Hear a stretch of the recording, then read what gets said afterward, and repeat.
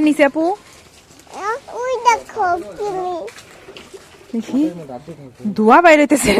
আসসালামু আলাইকুম আমার প্রিয় ভাই বোনেরা, সবাই কেমন আছেন? আলহামদুলিল্লাহ আমরা তো ভালোই আছি।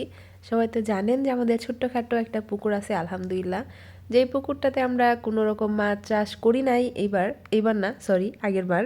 তো এইবার আলহামদুলিল্লাহ আমরা ফুল প্রস্তুতি নিছি যে ইনশাল্লাহ এবার আমরা মাছ চাষ করব। পুকুরের পাড়ের মধ্যে অনেক বেশি আগাছা জন্মাইছিল, অনেক আগাছা বললে ভুল হবে, বলতে হবে অনেক বেশি জঙ্গল হয়ে গেছিলো।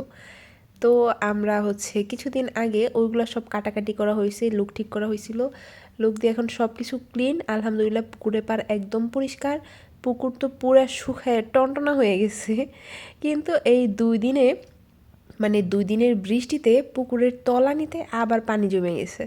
তো আমার সাহেব তো অনেক দিন থেকেই চিন্তা ভাবনা করতেছিল পুকুরে চুন দিবে, তার মধ্যে আবার বৃষ্টি শুরু হয়ে গেছে। পুকুরে চুন দেওয়ার সময়টা নাকি অনেক বেশি রোদ থাকলে অনেক ভালো হয়।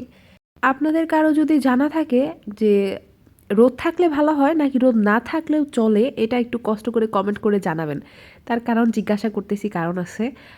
যারা মাছ ধরে তাদেরকে আমাদের আঞ্চলিক ভাষায় বলা হয় জাইলা, তো জাইলাই বলি। হ্যাঁ, আমার শ্বশুর জাইলাদের কথা অনেক বেশি পরিমাণে বিশ্বাস করে।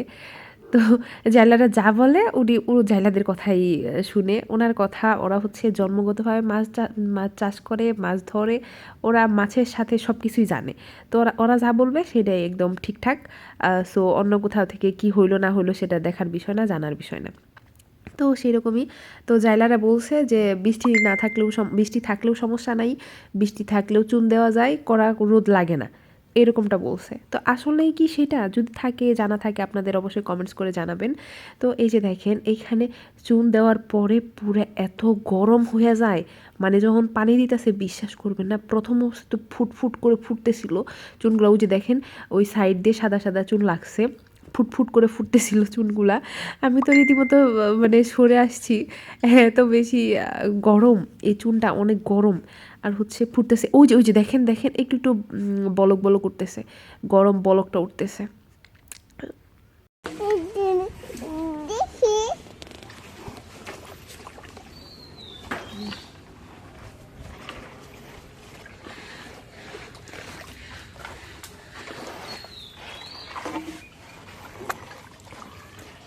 চুনের উপকারিতা কি? চুন দিলে কি হয়? জীবাণু, পানি পরিষ্কার হবে, ঘাস টাস মরে যাবো? ঘাস মরবো না। আর এই কি বলে, পরিষ্কার হবে, জীবাণু মরে যাবো। মামি কি ভিডিও দেখো? তোমার ভিডিও করতে হবে না বাবা, তুমি শুধু দেখো। এই যে দেখো দেখি এখানে আছে 35 কেজির মতো। 35 কেজি না, না 30 কেজি। 5 কেজি কি তুমি রাখছো? বেশি না, বেশি আছে।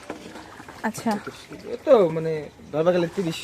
হ্যাঁ 30 প্লাস, মানে 32 33 এরকম হবে। আর অল্প একটু রাখছো তুমি। গরম দেখি তো গরম আসলেই তো। প্রথমে আমি তো ভিডিও করতে পারলাম না, প্রথমে যখন পানি দিল মানে ঠাস ঠাস করে ফুটলো, পুরো ঠাস ঠাস করে ফুটে গেল।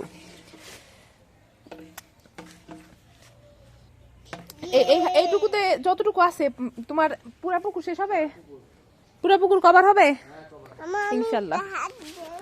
হাত দাও, হাত পুরো